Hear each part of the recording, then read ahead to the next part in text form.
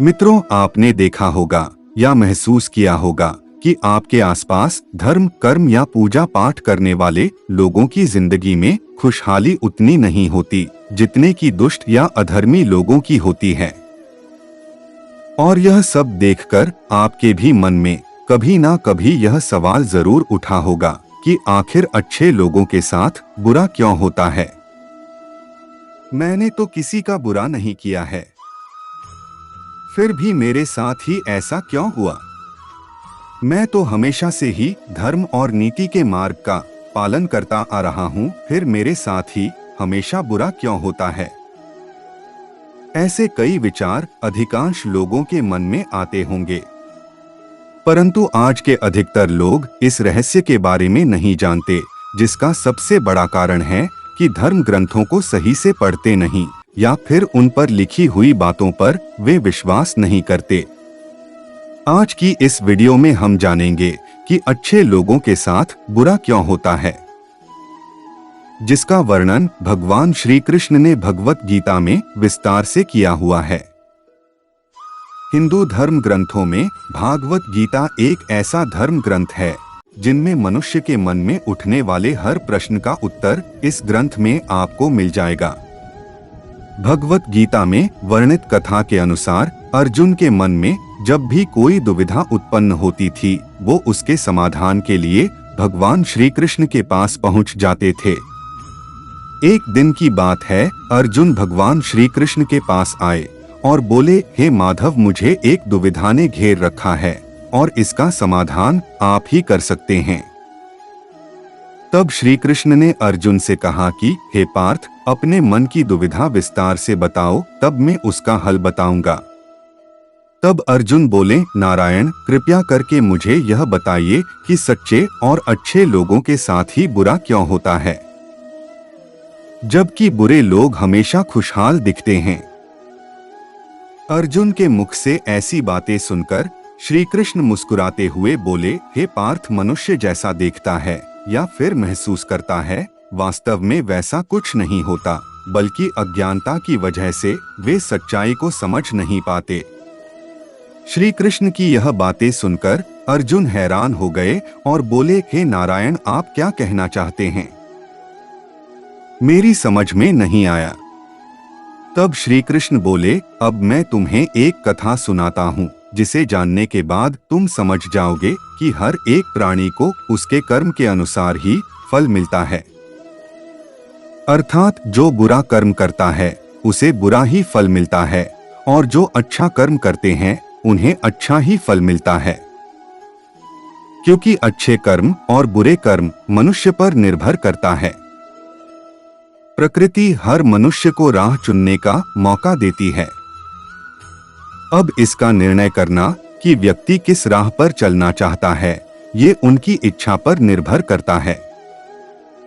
फिर कथा सुनाते हुए श्री कृष्ण बोले, बहुत समय पहले की बात है, एक नगर में दो पुरुष रहा करते थे। उनमें से एक पुरुष व्यापारी था, जो बहुत ही अच्छा इंसान था। उनके लिए अपने जीवन में धर्म और नीति के बहुत महत्वता थी, और वह पूजा पाठ और भगवान की भक्ति में बहुत विश्वास करता था। चाहे कुछ भी हो जाए, वह मंदिर जाना नहीं भूलता था और ना ही दान धर्म आदि किसी भी प्रकार की कर्म में कोई कमी करता था। वह व्यक्ति सभी प्रकार के गलत कामों से दूर रहता था। वहीं दूसरी ओर उस नगर का दूसरा पुरुष पहले पुरुष से कर्म उनके बिल्कुल विपरीत था। वह पुरुष प्रतिदिन मंदिर तो जाया करता था, लेकिन पूजा पाठ के उद्देश्य नहीं, बल्कि मंदिर के बाहर से चप्पल एवं धन चुराने के उद्देश्य से मंदिर जाया करता था। उसे दान धर्म नीति आदि किसी से कुछ लेना देना नहीं था।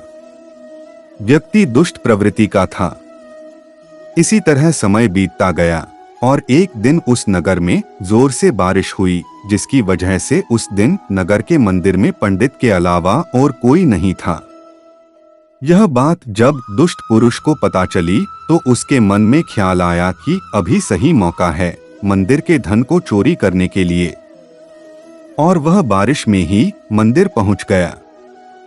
और वो व्यक्ति मंदिर पहुंचकर उस पंडित की नजरों से बचकर मंदिर के सारे धन और जेवरात चुराकर वहां से निकल गया। उसी समय धर्म कर्म में विश्वास रखने वाला पुरुष भी मंदिर पहुंचा और भगवान के दर्शन किए, परंतु दुर्भाग्य से मंदिर का पुजारी उस दूसरे पुरुष को ही चोर समझ बैठा और शोर मचाने लगा। शोर सुनकर मंदिर में भीड़ जमा हो गई और सभी लोग उस भले पुरुष को चोर समझ बैठे और उसे अपमानित करने लगे। यह देखकर वह भला व्यक्ति हैरान हो गया और उसे समझ नहीं आ रहा था कि उसके साथ क्या हो रहा है। फिर वह किसी तरह उन सब लोगों से बचकर मंदिर से निकल गया और रास्ते से जाने लगा, लेकिन दुर्भाग्य ने उनका साथ वहां भी नहीं छोड़ा। रास्ते से जाते समय एक बैल ने उस व्यक्ति को घायल कर दिया। फिर वह लंगड़ाते हुए वह पुरुष रास्ते से घर को जाने लगा। फिर रास्ते में जाते जाते उस व्यक्ति की मुलाकात वह दुष्ट व्यक्ति से हुई जो मंदिर से धन चोरी करके जा रहा था। वह दुष्ट व्यक्ति झूमता नाचता हुआ खुशी से जा रहा था और वह यह बोलता हुआ जा रहा था कि आज तो मेरी किस्मत ही चमक गई, एक साथ इतना सारा धन मिल गया। यह बातें उस भले आदमी ने सुन ली और उसे हैरानी हुई और क्रोधित होकर और घर जाकर उसने भगवान की सारी मूर्ति निकालकर फेंक दी और भगवान से नाराज होते ही अपना जीवन व्यतीत करने लगा। जब समय बीतता चला गया, उसके बाद दोनों ही पुरुषों की मृत्यु हो गई और वे यमराज के पास पहुंचे। वह भले पुरुष के बगल में उस दुष्ट व्यक्ति को खड़े देखकर यमराज से पूछ ही लिया कि मैं तो हमेशा अच्छे कर्म करता था, पूजा पाठ दान धर्म आदि में विश्वास रखता था, जिसके बदले जीवन भर मुझे अपमान दर्द और दुख ही मिला और इस अधर्म करने वाले पापी व्यक्ति को अपार धन मिला और इसका जीवन सुखी से गुजरा, ऐसा क्यों? इस पर यमराज ने उस व्यक्ति को बताया कि पुत्र तुम गलत सोच रहे हो। तुमने इस जन्म में तो अच्छे कर्म किए थे, लेकिन उसके पिछले जन्म के बुरे कर्मों की वजह से आज तुम्हें उस चोरी की सजा मिली है जो तुमने पिछले जन्म में की थी। जिस दिन तुम्हें बैल से टक्कर लगी थी, उस दिन वास्तव में तुम्हारे जीवन का आखिरी दिन था, परंतु तुम्हारे इस जन्म किए गए अच्छे कर्मों के कारण ही तुम्हारी मृत्यु एक छोटे से दुर्घटना में परिवर्तित हो गई और इस दुष्ट व्यक्ति के किस्मत में पिछले जन्म के अच्छे कर्मों के कारण राजयोग था, परंतु इसके इस जन्म के दुष्ट कर्मों की वजह से इसका राजयोग एक छोटे मोटे धन की चोरी में ही बदल कर रह गया। यमराज ने आगे कहा, तो फिर पुत्र, अगर इस जन्म में किसी अच्छे व्यक्ति के साथ बुरा होता है तो उसके पुराने जन्मों के पाप ही होते हैं, जिनका फल उसे इस जन्म में भुगतना पड़ता है। इसलिए मैं तुमसे कहता हूँ कि अपने आज के कर्मों को सुधारो ताकि तुम्हारे आने वाले जन्म भी सुधर जाएं। श्री कृष्ण अर्जुन को कथा सुनाते हुए कहते हैं कि पार्थ, क्या अब तुम्हें इस प्रश्न का उत्तर मिल गया? लोगों का ऐसा सोचना कि भगवान उनके अच्छे कर्म को नजरअंदाज कर रहे हैं, यह बिल्कुल भी सत्य नहीं है। भगवान हमें क्या किस्मत में दे रहा है, यह लोगों को समझ में नहीं आता। लेकिन अगर आप अच्छे कर्म करते तो भगवान की कृपा सदैव आप पर बनी रहती है। इसलिए मनुष्य को चाहिए कि वह जीवन में अपने अच्छे कर्म करते रहें। भगवान श्री कृष्ण ने गीता में भी बताया है कि किसी के द्वारा किया गया कर्म बेकार कभी नहीं जाता, भले ही कर्म अच्छा हो या बुरा। सही मायने में देखा जाए तो इस दुनिया में अच्छे और बुरे की कोई परिभाषा नहीं है। केवल मानवीय व्यवहार की परिस्थितियां ही अच्छे बुरे की पहचान कराती हैं, जिसके लिए व्यक्ति की तत्काल सोच सक्रियता और हालात जिम्मेदार होते हैं। हमें अपने अंदर की बुराई को खत्म करना चाहिए। वासना के आवेग में आकर किसी का बुरा नहीं करना चाहिए। अपने इस जन्म और अगले जन्म को सुधारने के लिए अच्छे कर्म करने चाहिए। भगवान हमें किस रूप में कब क्या देंगे, यह समझ पाना बेहद कठिन होता है।